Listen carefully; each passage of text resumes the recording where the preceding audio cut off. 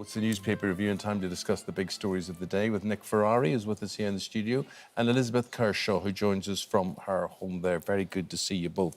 And Liz, I want to talk with this, start with this whole coronavirus second wave. The Prime Minister thinks there's going to be one. Would that put you off travelling?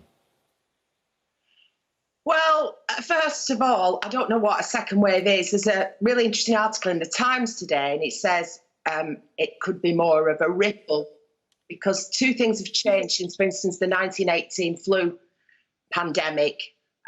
First of all, flu is a seasonal thing, so it's affected by temperature and weather, etc. And this coronavirus isn't. And so it doesn't dip and trough according to the seasons. And secondly, we've got more advanced medicine. We've got proper hospital facilities in this country. We've got a national health service. So the Times says, and I think it's very plausible, it's going to be more of a ripple. And also, what does wave mean? You can have a little wave that you paddle in Barbados, so you can have a big... You didn't answer my question. Would you travel? Obviously, you feel, I think you have a bit of confidence there. I would travel. In fact, I've got a holiday booked to Mallorca in September. And I weighed up all the sort of risk of it, and I thought, well, you know what? My tyre burst on the motorway the other day, like Kate Garraway. I was gardening and I was told it was hogweed, so I had to scrub myself because I could have got blisters on blind. I evaluated the risk and I decided, yes, I was going to Mallorca. But now I don't know whether to cancel or not because the government might change its mind next week. She's up for it anyway, but you think it's almost our duty to travel, our duty to enjoy our summer holiday, or... Yeah, I think, look, I'm very fortunate. I've worked through this coronavirus. I realise some people haven't, some people have lost their jobs. So if you've got some money in the bank, and in some instances, actually, you've saved money because you've not had to commute and you've eaten your sandwiches at home rather than buying them, and I think it's the destination. Somewhere such as Brazil, no, I wouldn't go. Somewhere such as the United States, no. If I were going to Asia, actually, notwithstanding the problems in Vietnam, I would probably be comfortable. So I think it depends where you're going. And there is almost a duty because Simon Calder, who I was speaking with today, made a very good point. If the government had intended to, and I don't think it had, to actually almost kill an industry by giving you hope. Yes, go to Spain. You can now go to Spain. And almost as you've got to Spain, no, actually, when you come back, you've got to quarantine for 14 days. So we have got to try and get the country going, notwithstanding if you're shielding another issue. They've been accused of being slow off the mark. Yes. They're looking at the cases, and the cases were increasing in Spain, and so this time they were quick off the mark. So... Well, I would challenge you there only this, and it's very easy, and it's the new national pastime to cart from the sidelines. They should have done this, they should have done... You say Spain, actually, if we were involved in tourism in Lanzarote or the Balearics, that's a little unfair. They're 1,000 miles from the mainland. And I do think, much as Liz has just said, there are going to be outbreaks. For instance, we didn't close down the whole of the East Midlands because of Leicester. We didn't close down all of Lancashire because of Blackburn, Greater Manchester because of Oldham. You see the point I'm making? I think we should at least look at that. And looking at testing. Now, today I was listening to your radio show and you were interviewing the chief executive of Heathrow Airport, and they're in discussions about having a testing regime there at Heathrow. Government doesn't seem to be too interested in that because they think it's too complicated. And they seemed a little slower. And this is something that's already used in Austria, Iceland, Russia and Dubai. Very simply, you pay around about £150. You either have the test as you depart or you have it when you land at Heathrow. You then must go to your place of quarantine where you're intended to be for 14 days. 6 or 7 hours later, you get the message, yes, you're OK, which means you can go back to work, or no, actually, you've got COVID. It's something the airport are very excited about because it would work in Manchester. Let's make all your viewers know. It's not just for London. It would be in all the airports. Heathrow are pioneering, obviously, because they're the biggest airport. They say that it could actually get the travel industry at least off its knees. That's why they're very keen. You're right, Eamonn, Public Health England not moving with great alacrity. OK. Liz, the Johnny Depp trial came to an end yesterday. We'll know a verdict in the autumn time for that.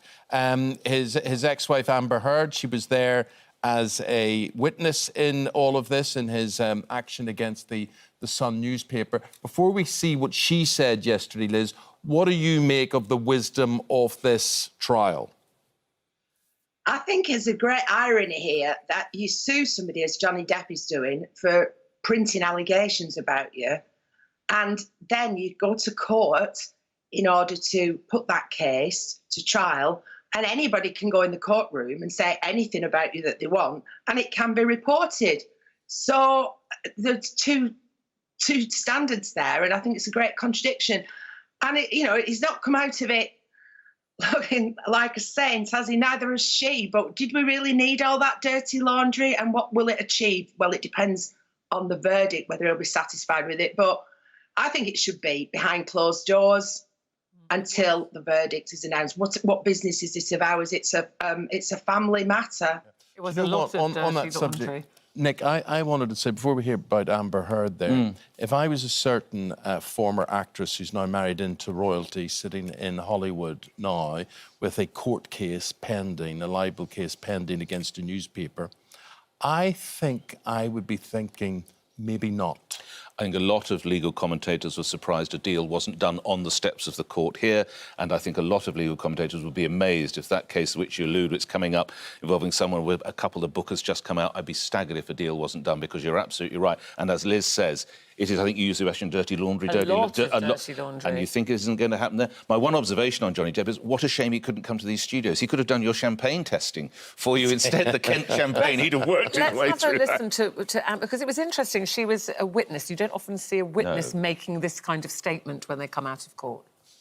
It has been incredibly painful to relive the breakup of my relationship, to have my motives, my truth questioned, traumatic and intimate details of my life with Johnny shared in court and broadcast to the entire world.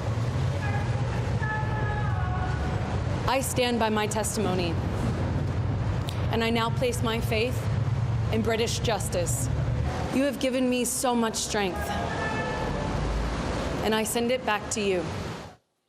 To which they all went, boo, at the end of that. I'm just saying, we'll cut that bit off. Well, Johnny Depp's fans, obviously, outside there. Yeah. Were you surprised that a witness would come out and give that kind of statement? I subscribe to what a lot of commentators, legal commentators, said. That was perfectly pitched to take away from the closing argument against her, to make her point and take that away from Depp's defence. OK. Okay. Sorry, Liz. Liz, carry on. It was quite a performance. I don't know, I don't know who's right or wrong in this. But we must remember, she's not just a member of the public. She's an actress. I'd never heard of her, I have to say. Had you actually heard of her, Liz? No, I was thinking of Amber Rudd, who used to be... That's a story. That'd be a story. Now, Liz, we're looking at technology. So far, so good. It's working well between us here. And there's going to be a big programme on ITV tonight about Princess Anne. And this is her operating technology with her mummy.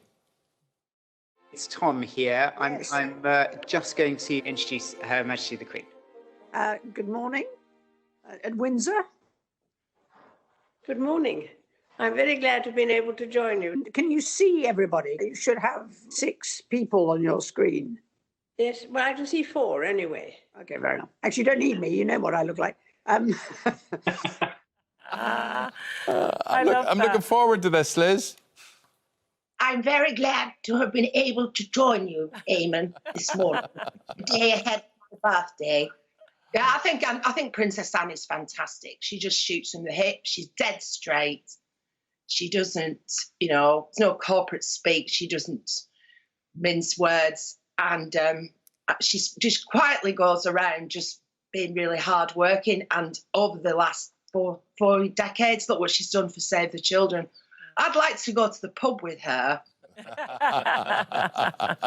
It humanises them, Nick, doesn't it? Absolutely. Might I suggest that perhaps the younger generation could learn quite a lot from this generation? When you see Anne, my goodness me, she's her father's daughter, isn't she? It's almost like Prince Phillip coming through her attitude. So much to admire in her. Absolutely. And I remember when the tabloid press used to go after her. Now, of course, she's a hero. Because she had a... I'm looking forward to the documentary, It'll be great fun. It's tonight, isn't it? Yeah, it's tonight on ITV, yeah. A few interesting things there. Thank you, Nick. Thank you very much Happy indeed. Liz, birthday, thank you, Liz. and happy birthday, Liz. Thank you. Thank you very much indeed.